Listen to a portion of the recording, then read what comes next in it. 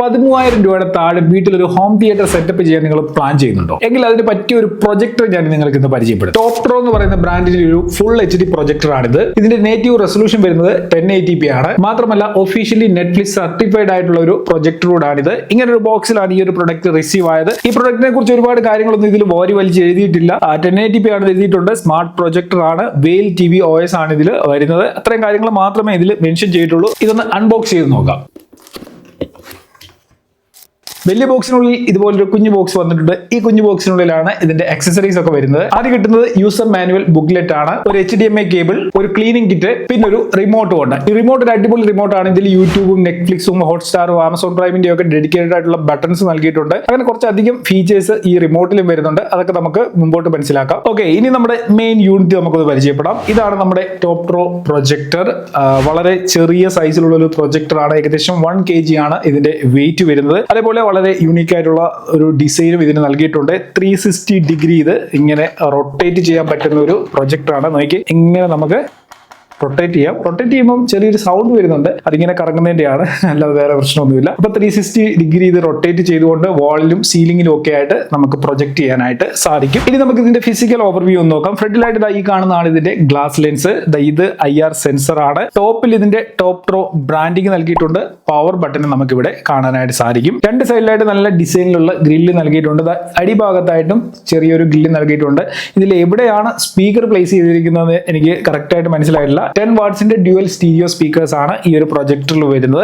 Sound quality ഒക്കെ നല്ല അടിപൊളിയാണ്. ഞാൻ അതൊക്കെ കേൾപ്പിച്ചു തരാം. ഇനി ഇതിന്റെ ബാക്ക് സൈഡിലേക്ക് നോക്കുകയാണെന്നുണ്ടെങ്കിൽ ഇവിടെ നമുക്ക് ഒരു USB പോർട്ട് ഉണ്ട്, HDMI പോർട്ട് ഉണ്ട്, 3.5 mm ഒരു ഹെഡ്ഫോൺ കണക്ട് ചെയ്യാനുള്ള പോർട്ട്, പിന്നെ ഒരു IR സെൻസറുമാണ് ഇവിടെ നൽകിയിട്ടുള്ളത്. അതിനോടൊപ്പം താഴെ റൈറ്റ് സൈഡിലായിട്ട് നമുക്ക് പവർ കേബിൾ കണക്ട് ചെയ്യാനുള്ള ഒരു പോർട്ട് നൽകിയിട്ടുണ്ട്. അതിന്റെ അടുത്തായിട്ട് ചെറിയൊരു ഓപ്പണിംഗ് ഉണ്ട്. ഇവിടെ നിന്ന് നമുക്ക് ഈ ഒരു ഭാഗം ഓപ്പൺ ചെയ്തുകൊണ്ട് ഇതിന്റെ സ്ക്രീൻ നമുക്ക് ക്ലീൻ ചെയ്യാനായിട്ട് സാധിക്കും. ക്ലീൻ ചെയ്യാനുള്ള കോട്ടൺ സ്വാബ് ഒക്കെ ഇതിനോടൊപ്പം ഉണ്ട്. ഇനി പ്രൊജക്ടിന്റെ ഫീച്ചേഴ്സ് നോക്കുകയാണെന്നുണ്ടെങ്കിൽ ഞാൻ ഓൾറെഡി പറഞ്ഞു, നേറ്റീവ് റെസൊല്യൂഷൻ വരുന്നത് 1080p ആണ്. ഫുൾ HD പ്രൊജക്ടർ ആണ്. ബ്രൈറ്റ്നസ് വരുന്നത് 14,000 ലൂമൻസ് ആണ്. കോൺട്രാസ്റ്റ് റേഷ്യോ 1000:1 ആണ്. ഇതിന്റെ സ്ക്രീൻ സൈസ് 50 ഇഞ്ച് തൊട്ട് 300 ഇഞ്ച് വരെയുള്ള ബിഗ് സ്ക്രീൻ സൈസിലേക്ക് ഇത് നമുക്ക് പ്രൊജക്ട് ചെയ്യാനായിട്ട് സാധിക്കും. 360 ഡിഗ്രി സറൗണ്ടിങ് സൗണ്ട് ക്വാളിറ്റി കിട്ടുന്ന 10 വാട്ട്സിന്റെ ഡ്യുവൽ സ്റ്റീരിയോ സ്പീക്കേഴ്സ് ആണ് ഈ പ്രൊജക്ടറിൽ യൂസ് ചെയ്തിട്ടുള്ളത്. നല്ല അടിപൊളി സൗണ്ട് ക്വാളിറ്റി ഈ ഒരു പ്രൊജക്ടറിൽ കിട്ടും. നമ്മളൊരു 4-5 പേരൊക്കെ ഇരുന്നൊരു മൂവിയൊക്കെ കാണുകയാണെന്നുണ്ടെങ്കിൽ എക്സ്റ്റേണൽ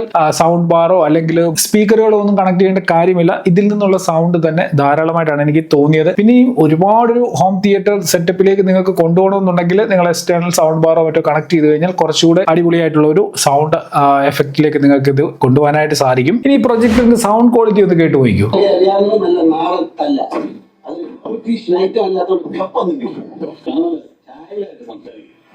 ചുമ്മാതല്ല, ആ കൊച്ചു തന്നെ കയറി പ്രേമിച്ചത്.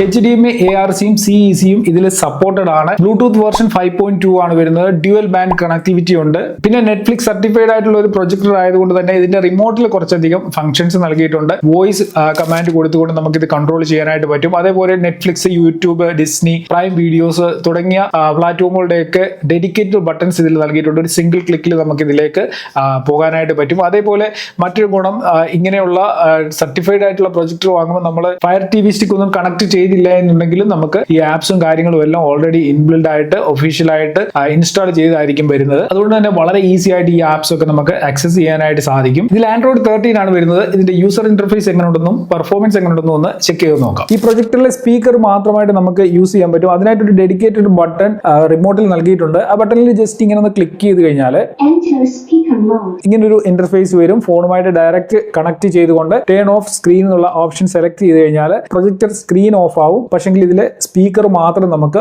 യൂസ് ചെയ്യാനായിട്ട് സാധിക്കും. ഞാൻ ഈ പ്രൊജക്ടർ യൂസ് ചെയ്യാൻ തുടങ്ങിയിട്ട് കുറേ ദിവസങ്ങളായി. ഇതുവരെ ഇതിൽ സ്ട്രക്ക് ആകുന്ന പ്രശ്നമോ ലാഗ് ആകുന്ന പ്രശ്നമോ ഒന്നും തന്നെ ഫീൽ ചെയ്തിട്ടില്ല. ഈ വെയിൽ OS വളരെ യൂസർ ഫ്രണ്ട്ലി ആയിട്ടുള്ള ഒരു OS ആയിട്ടാണ് എനിക്ക് തോന്നിയത്. കുറച്ച് കോംപ്ലിക്കേറ്റഡ് ആയിട്ട് തോന്നുമെങ്കിലും വളരെ ഈസിയാണ്, വളരെ സ്മൂത്ത് ആയിട്ട് നമുക്ക് യൂസ് ചെയ്യാനായിട്ട് സാധിക്കും. നമ്മൾ മൂവിയൊക്കെ കണ്ടുകൊണ്ടിരിക്കുമ്പോൾ ഫോക്കസിൽ എന്തെങ്കിലും പ്രശ്നം വന്നു കഴിഞ്ഞാൽ നമുക്ക് വളരെ ഈസി ആയിട്ട് റിമോട്ട് യൂസ് ചെയ്തുകൊണ്ട് ഈ രീതിയിൽ ഫോക്കസ് ചെയ്യാനായിട്ട് സാധിക്കും. നമ്മൾ സ്ക്രീൻ പ്രൊജക്ട് ചെയ്ത് കഴിയുമ്പോൾ ഇങ്ങനെ ഒരു ഇന്റർഫേസ് ഇന്റർഫേസ് ആണ് വരുന്നത്. ഇതാണ് ഇതിന്റെ ഹോം പേജ്. ആപ്പുകളൊക്കെ ഇതിന്റെ ഏറ്റവും താഴെയായിട്ട് ഇതേപോലെ ലിസ്റ്റ് ചെയ്തിട്ടുണ്ട്. ഇവിടെ നിന്ന് ഓരോ ആപ്സ് നമുക്ക് ഓപ്പൺ ആക്കി യൂസ് ചെയ്യാൻ പറ്റും. ഇനി സെറ്റിംഗ്സിലേക്ക് പോവുകയാണെന്നുണ്ടെങ്കിൽ സെറ്റിംഗ്സിന്റെ ഓപ്ഷൻ ഇവിടെ നൽകിയിട്ടുണ്ട്. അതല്ല എന്നുണ്ടെങ്കിൽ റിമോട്ടിലും ഡെഡിക്കേറ്റഡ് ആയിട്ടുള്ള സെറ്റിംഗ്സിന്റെ ബട്ടൺ നൽകിയിട്ടുണ്ട്. അതിൽ ക്ലിക്ക് ചെയ്തുകൊണ്ട് നമുക്ക് സെറ്റിംഗ്സ് ഓപ്പൺ ആക്കാൻ പറ്റും. സെറ്റിംഗ്സിൽ നമുക്ക് ഇവിടെ നെറ്റ്വർക്ക് ഓപ്ഷൻ ഉണ്ട്, അതേപോലെ പിക്ചർ എന്ന് പറയുന്ന ഒരു ഓപ്ഷൻ ഉണ്ട്. ഇവിടെ നമുക്ക് പേഴ്സണലൈസ്ഡ് പിക്ചർ സെറ്റിംഗ്സ് ചെയ്യാൻ പറ്റും. പിക്ചർ മോഡ്സ് ചേഞ്ച് ചെയ്യാനുള്ള ഓപ്ഷൻ ആണ് ഇവിടെ കൊടുത്തിരിക്കുന്നത്. സോഫ്റ്റ്നെസ്, ഡൈനാമിക്, അങ്ങനെ കുറെ ഓപ്ഷൻസ് കൊടുത്തിട്ടുണ്ട്. നമ്മളുടെ ഇഷ്ടത്തിനനുസരിച്ചുള്ള ഓപ്ഷൻസ് ഇവിടെ സെലക്ട് ചെയ്യാം. അടുത്തായിട്ട് നമുക്ക് ഇവിടെ സൗണ്ടിന്റെ സെറ്റിംഗ്സ് ആണ്. സൗണ്ട് മോഡ്സ് കുറച്ചധികം കൊടുത്തിട്ടുണ്ട്. മ്യൂസിക്, മൂവി, ന്യൂസ്, അങ്ങനെ കുറെ സെറ്റിംഗ്സ് കൊടുത്തിട്ടുണ്ട്. യൂസർ എന്ന് പറയുന്ന സെക്ഷനിൽ വന്നു കഴിഞ്ഞാൽ നമുക്ക് കസ്റ്റമൈസ് ചെയ്യാനുള്ള ഒരു ഓപ്ഷനോട് ഇവിടെ നൽകിയിട്ടുണ്ട്. അടുത്തായിട്ട് ഇവിടെ ലെൻസിന്റെ സെറ്റിംഗ്സ് ഉണ്ട്. ലെൻസ് സെറ്റിംഗ്സിൽ ഓട്ടോ ഫോക്കസ് സെറ്റ് ചെയ്യാൻ പറ്റും. ഓട്ടോമാറ്റിക്കലി റീഫോക്കസ് വെൻ മൂവ്ഡ്, അതായത് പ്രൊജക്ടർ അങ്ങോട്ടും ഇങ്ങോട്ടും അനങ്ങി കഴിഞ്ഞു കഴിഞ്ഞാൽ ഓട്ടോമാറ്റിക് ആയിട്ട് റീഫോക്കസ് ചെയ്യുന്ന ഓപ്ഷനാണിത്. അതിന് താഴെ പവർ ഓൺ ഓട്ടോ ഫോക്കസ്, അതായത് പ്രൊജക്ടർ ഓൺ ചെയ്ത് കഴിയുമ്പോൾ തന്നെ ഓട്ടോ ഫോക്കസ് ആക്ടിവേറ്റ് ആയിട്ട് ഓട്ടോ ഫോക്കസ് ചെയ്യുന്ന ഓപ്ഷനാണ്. ഇതൊക്കെ എനേബിൾ ചെയ്തിടുക. പിന്നെ കീ സ്റ്റോൺ കറക്ഷനിൽ വരുമ്പോൾ ഓട്ടോ കീ സ്റ്റോൺ എനേബിൾ ചെയ്ത് കഴിഞ്ഞാൽ പ്രൊജക്ടർ അനങ്ങോ വല്ലതും ചെയ്ത് കഴിഞ്ഞാൽ കീ സ്റ്റോൺ കറക്ഷൻ ചെയ്യും. അതല്ല എന്നുണ്ടെങ്കിൽ പ്രൊജക്ടർ ഓൺ ആകുമ്പോൾ തന്നെ കീ സ്റ്റോൺ കറക്ഷൻ പ്രോപ്പർ ആയിട്ട് തന്നെ ചെയ്ത് കിട്ടും. ഇതിനോടൊപ്പം തന്നെ ഒബ്സ്റ്റക്കിൾ റെക്കഗ്നൈസേഷൻ എന്ന് പറയുന്ന ഒരു ഓപ്ഷൻ ഉണ്ട്. സ്ക്രീൻ റെക്കഗ്നൈസേഷൻ എന്ന് പറയുന്ന ഓപ്ഷൻ ഉണ്ട്. ഇതൊക്കെ എനേബിൾ ചെയ്തിടുക. ഈ ഓട്ടോ കീ സ്റ്റോൺ നമ്മൾ ഓഫ് ചെയ്ത് കഴിഞ്ഞാൽ 4 കോർണർ കറക്ഷൻ ഉണ്ട്. മാനുവലി നമുക്കിത് കറക്റ്റ് ചെയ്യാൻ പറ്റും. ഇങ്ങനെയാണ് മാനുവൽ കറക്ഷന്റെ സെറ്റിംഗ്സ് വരുന്നത്. വളരെ ഈസി ആയിട്ട് തന്നെ നമുക്ക് 4 കോർണറും പ്രൊജക്ടറിന്റെ സെറ്റ് ചെയ്യാനായിട്ട് സാധിക്കും. പിന്നെ ഇവിടെ തന്നെ ഡിജിറ്റൽ സൂം ചെയ്യാനുള്ള ഓപ്ഷൻ ഉണ്ട്.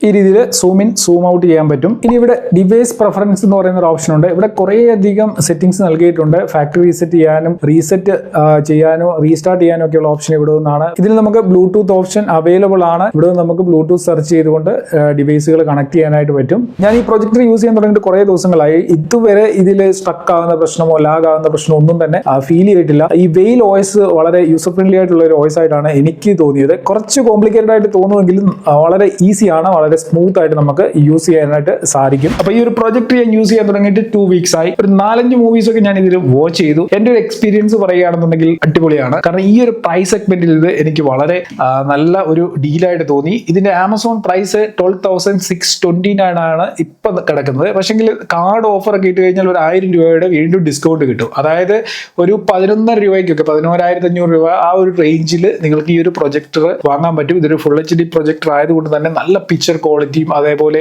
നല്ല ക്ലാരിറ്റിയും ഈ ഒരു പ്രൊജക്ടറിൽ കിട്ടുന്നുണ്ട്. സൗണ്ട് ക്വാളിറ്റി നല്ല രീതിയിൽ കിട്ടുന്നുണ്ട്. ബിൽഡ് ക്വാളിറ്റിയും ഈ പ്രൊജക്ടറിന്റെ നല്ലത് തന്നെയാണ്. പറഞ്ഞു വരുമ്പോൾ ബഡ്ജറ്റ് സെഗ്മെന്റിൽ നിങ്ങളൊരു നല്ല പ്രൊജക്ടർ തപ്പി നടക്കുകയാണെന്നുണ്ടെങ്കിൽ ഈ ഒരു പ്രൊജക്ടർ ഒന്ന് ചെക്ക് ചെയ്തോളുക. ഡിസ്ക്രിപ്ഷനിൽ ഇതിന്റെ ലിങ്ക് ഞാൻ നൽകിയിട്ടുണ്ട്. ഇതിന്റെ ബ്രൈറ്റ്നസ് ഒക്കെ നല്ല അടിപൊളിയായിട്ട് കിട്ടുന്നുണ്ട്. 14,000 ലൂമൻസിന്റെ ബ്രൈറ്റ്നസ് ഉണ്ട്. അതേപോലെ ബ്ലാക്ക് കളറൊക്കെ വരുമ്പോൾ ഷാഡോയോ അങ്ങനെയൊന്നുള്ള പ്രശ്നങ്ങളില്ല. ബ്ലാക്ക് ഒക്കെ ഏകദേശം നല്ല രീതിയിൽ നല്ല ഡീപ്പ് ആയിട്ടുള്ള ബ്ലാക്ക് കളറും അതേപോലെ കളേഴ്സ് ഒക്കെ വരുമ്പോൾ ഡിഫറെന്റ് ആയിട്ടുള്ള കളേഴ്സ് ഒക്കെ വരുന്നുണ്ട്. നല്ല പഞ്ചി ആയിട്ടുള്ള കളറും നമുക്ക് ഈ ഒരു പ്രൊജക്ടറിൽ കിട്ടും. പിന്നെ കോർണർ ബ്ലെയറിന്റെ ഒരു പ്രശ്നം ഞാൻ ഇതിൽ നോട്ട് ചെയ്തിട്ടില്ല. മോഷൻ ബ്ലെയറിന്റെ പ്രശ്നവും ഞാൻ യൂസ് ചെയ്ത സമയത്തൊന്നും വലിയ രീതിയിൽ കാണാനായിട്ട് സാധിച്ചില്ല. നിങ്ങൾ ആരെങ്കിലും ഈ ഒരു പ്രൊജക്ട് യൂസ് ചെയ്യുന്നവരുണ്ടെങ്കിൽ തീർച്ചയായിട്ടും നിങ്ങളുടെ എക്സ്പീരിയൻസ് കൂടി വീഡിയോയുടെ താഴെ കമന്റ് ചെയ്യുക. അല്ലെങ്കിൽ ഈ ഒരു ബ്രാൻഡിന്റെ പ്രൊജക്ടർ യൂസ് ചെയ്യുന്നവരുണ്ടെങ്കിൽ തീർച്ചയായിട്ടും നിങ്ങളോട് കമന്റ് ചെയ്യണം. കാരണം മറ്റുള്ളവർ ആരെങ്കിലും ഈ ഒരു പ്രൊഡക്റ്റ് പർച്ചേസ് ചെയ്യുകയാണെന്നുണ്ടെങ്കിൽ അവർക്ക് അത് യൂസ്ഫുൾ ആവും. ഇതിനു മുമ്പ് ഞാൻ അപ്ലോഡ് ചെയ്ത പ്രൊജക്ടർ വീഡിയോകളൊക്കെ നിങ്ങൾക്ക് കാണണമെന്നുണ്ടെങ്കിൽ എന്റെ ചാനൽ കയറി ഒന്ന് ചെക്ക് ചെയ്താൽ മതി. പല പ്രൈസ് സെഗ്മെന്റിലുള്ള ഒരുപാട് പ്രൊജക്ടറുകൾ ഞാൻ ഇതുവരെ പരിചയപ്പെടുത്തിയിട്ടുണ്ട്. തീർച്ചയായിട്ടും ആ വീഡിയോകളൊക്കെ നിങ്ങൾക്ക് യൂസ്ഫുൾ ആവും. ഈ ഒരു വീഡിയോയുമായി ബന്ധപ്പെട്ട് എന്തെങ്കിലും ഡൗട്ട്സ് ഉണ്ടെങ്കിൽ കമന്റ് ചെയ്യുക. ചാനൽ സബ്സ്ക്രൈബ് ചെയ്താണ് വീഡിയോ കാണുന്നുണ്ടെങ്കിൽ ചാനലിലൂടെ സബ്സ്ക്രൈബ് ചെയ്യുക. പ്രൊജക്ടറിന്റെ വീഡിയോകൾ മാത്രമല്ല അൺബോക്സിംഗ് ചെയ്യുന്ന ഒരുപാട് പ്രൊഡക്റ്റുകൾ